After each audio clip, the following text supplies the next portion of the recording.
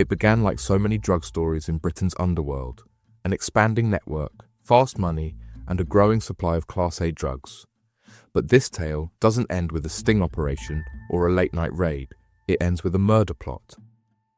In early 2016, Leo Ellis and Jason Caswell weren't just street dealers. They were mid-tier players moving large volumes of heroin and cocaine between Kent, Sussex, and London. They managed a serious criminal enterprise that was pulling in large profits.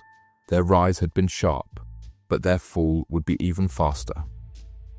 Everything changed when the police moved in. Over the course of several months, officers seized more than £1 million worth of drugs and cash linked to their organisation. The result? A spiralling debt of more than £850,000. And it wasn't owed to banks or loan sharks. It was owed to the kind of suppliers who settle scores with bullets. Faced with mounting pressure and no realistic way to repay what they owed, Ellis and Caswell made a decision. They wouldn't run. They wouldn't negotiate. They planned to take out the very people they worked for, permanently. They sourced weapons, planned the hits, and started putting their scheme in motion.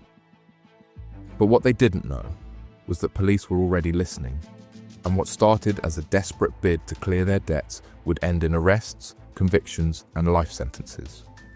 This is the story of a gang who chose murder to wipe the slate clean, and the investigation that stopped them just in time. Leo Ellis was just 24 years old, but he already ran a substantial drug operation in Hastings, East Sussex. His reach extended across East Sussex and Kent, moving both heroin and cocaine in significant quantities. Jason Caswell, his associate from Creed & Walk in London, handled the London side of the supply chain. Together, they managed a well-organised criminal enterprise, distributing Class A drugs, laundering the proceeds, and expanding their customer base across the region. Police had been monitoring their activities for months. Between 2015 and 2016, Sussex Police and the National Crime Agency carried out a series of coordinated raids targeting the group's network. In just a few months, investigators seized more than £1.4 million worth of Class A drugs, including heroin and cocaine, alongside over £100,000 in cash. These losses were devastating to Ellis and Caswell, but they were even more devastating to the people they worked for. By early 2016, Ellis and Caswell owed their suppliers more than £850,000. And in this world, debts like that come with a deadline. What made matters worse was that within just 3 days in February 2016, another 2 kilos of cocaine and more than £92,000 in cash were seized, pushing their debt even higher and pushing them closer to breaking point. Under pressure from their superiors in the criminal hierarchy, Ellis and Caswell had limited options. Paying back the debt seemed impossible. The seizures had gutted their working capital and disrupted their supply lines. There were no deals to be made, only consequences. That's when they began to consider a more extreme solution. Not repayment, not retreat, but revenge. Their messages, which police were monitoring, started to sound different. In messages and conversations, they spoke not about drugs or debt recovery, but about acquiring weapons, hiring people, and eliminating the very men they owed money to. They didn't just want out of the debt. They wanted their suppliers dead. By early 2016, Leo Ellis and Jason Caswell were facing the full weight of their downfall. And in the world they operated in, debts of that scale didn't come with payment plans. The pressure was intensifying. There were no deals left to cut, no escape from the people they owed, and that's when Ellis and Caswell turned to something else entirely. Detectives from Sussex Police had been monitoring the network. In their surveillance, they intercepted encrypted communications and audio recordings. It was here that Ellis was heard openly discussing the idea of hiring someone to carry out 2 executions, targeting their main suppliers. One was later identified as Kevin Wise, a major cocaine distributor. The other man was referred to only as M, his full identity never disclosed publicly. In the intercepted conversations, Ellis bragged about sourcing firearms and ammunition from Eastern Europe. He spoke with Caswell about needing someone serious who would do the job. The conversations weren't abstract, they were logistics. Who to contact, what to pay, where to get the weapons. It was at this stage the plot escalated into action. Ellis contacted Jamie Winchester, an associate from Hastings, and arranged the delivery of a weapon. Not just a gun, but a Tech 9 style 9mm submachine pistol, modified with a silencer and live ammunition, capable of firing up to 900 rounds per minute. The purpose of this weapon was never in question. It wasn't for intimidation or protection. It was built to kill, quickly and without warning. What Ellis and Caswell didn't know was that police were already watching. The weapon had been delivered. The plan was active, but time was running out. The murder plot was no longer just a theory. It had become a real, unfolding operation. March 1st, 2016, the plan was in motion. As Ellis had secured the weapon, Jamie Winchester, one of the trusted men within Ellis's circle, was tasked with delivering the weapon. But what none of them realized was that, under covert surveillance, the Sussex Police and the National Crime Agency had been tracking them for weeks, not just through surveillance, but through live tracking, phone intercepts, and covert monitoring across multiple towns. Officers tracked Winchester's movements as he cycled through Chinkyport's Way. They captured clear surveillance footage of him with the weapon that was carried in a backpack. That very same day, in Hastings town centre, Anthony Hearn was intercepted in a car along with a woman, who was not charged of any crime. Inside the vehicle, in the front footwell, officers found the machine pistol, the silencer, and a stash of live ammunition. A deadly package, a murder plot foiled just in time. The arrest was the tipping point.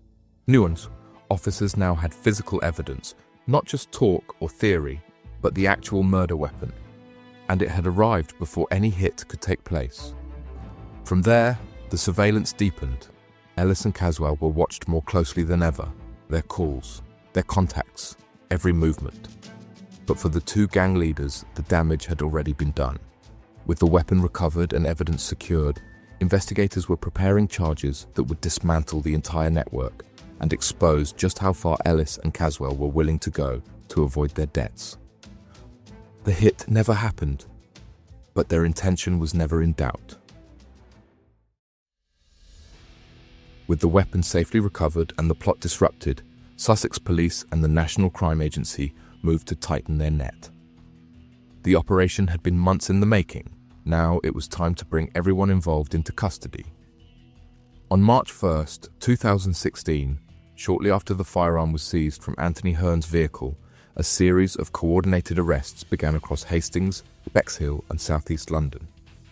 These weren't just drug busts, they were strategic, targeted actions against a web of individuals suspected not only of drug trafficking, but of conspiring to murder two men. Leo Ellis, at 24, was arrested in Mountbatten Close, Hastings. As the head of the Sussex operation, he had been deeply embedded in every layer of the conspiracy, from day-to-day drug movements to plotting executions. Police had recordings, emails, and digital evidence linking him to the plan.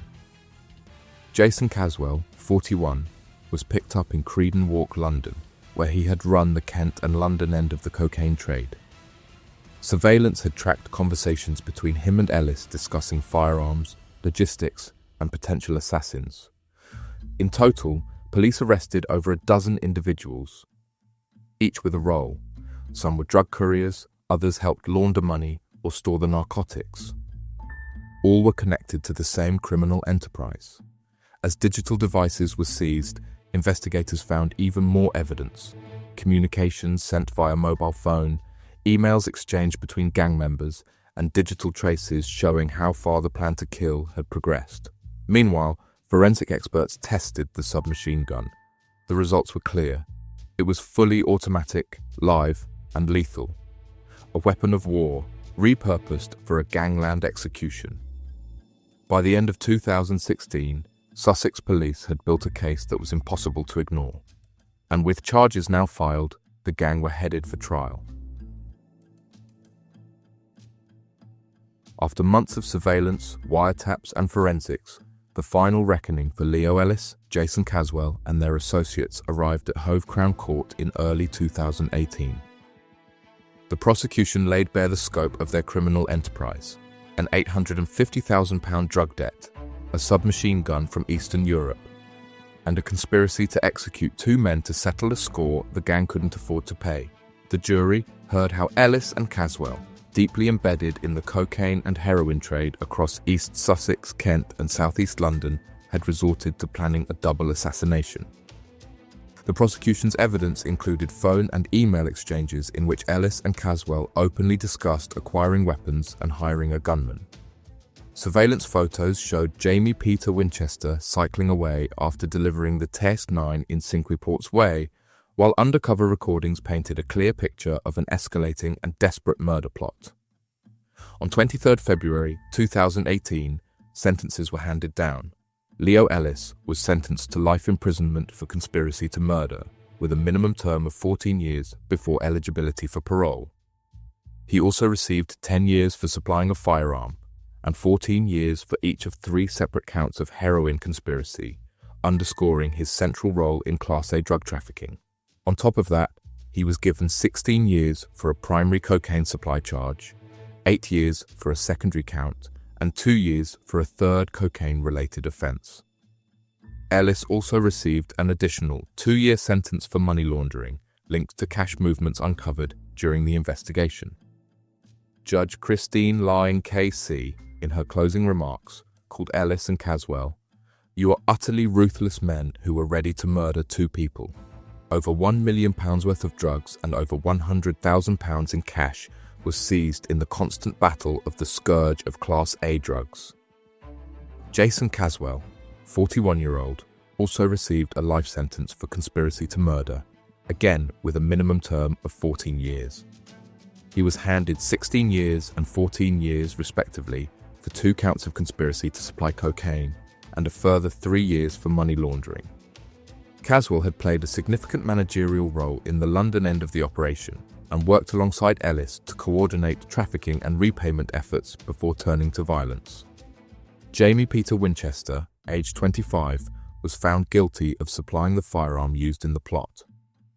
For his part in delivering the Tech 9, he was sentenced to 7 years in prison, plus an additional 3 years for the unlawful possession of ammunition.